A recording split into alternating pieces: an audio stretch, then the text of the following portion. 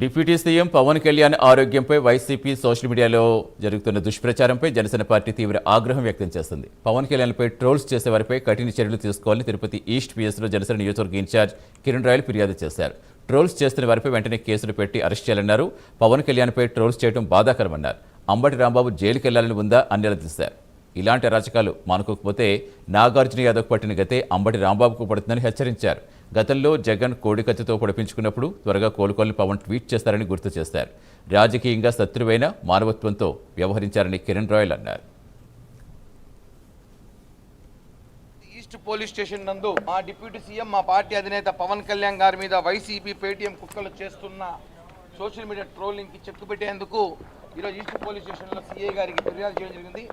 మా Janasena party legal team అందరూ ఆధ్వర్యంలో జనసైనికుల ఆధ్వర్యంలో వచ్చి ఈరోజు సీఏ గారిని కలిసి వాళ్ళు ఏ విధంగా అయితే ట్రోల్ చేస్తున్నారో మీరు చూపించడం జరిగింది. పవన్ కళ్యాణ్ గారి ఆరోగ్య రీత్యా అభిమానులు తాకిడి వల్ల కొన్ని సంవత్సరాల క్రితం ఆయనకి రిప్స్ చిన్న ప్రాబ్లం వస్తే ఆయన సర్జరీ చేసుకున్నాడు ముంబైలో, అందరూ తెలిసిన విషయమే.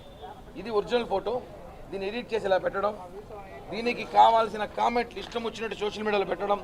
కనీసం ఒక మనిషి ఆరోగ్యం బాగా హాస్పిటల్లో ఉంటే కూడా ఇలాంటి కుక్క బుద్ధి పోదా మీకు?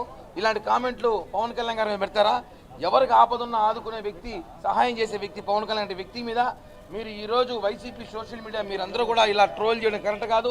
పవన్ కళ్యాణ్ గారిని అదేవిధంగా చంద్రబాబు గారు వెళ్ళి పిలిస్తే నేను వస్తాను త్వరలో అని చెప్తే దాన్ని కూడా మీరు వైరల్ చేయడం చూడండి ఎంత దారుణం. ఇది ఎంత దారుణం అంటే ఒక డిప్యూటీ సీఎంని ఇలాంటి ట్రోల్ చేస్తారా? నిన్నే ఒకటికి చెప్పకూడదు తినిపించాం ముఖ్యమంత్రి రేవంత్ రెడ్డి మాట్లాడినందుకు. అతను ఒకడు ఈ రాష్ట్రాల్లో అందరి దగ్గర అయిపోయింది, ఇక్కడ మూసుకున్నాడు, ఇక్కడ కేసులు పెట్టించుకున్నాడు.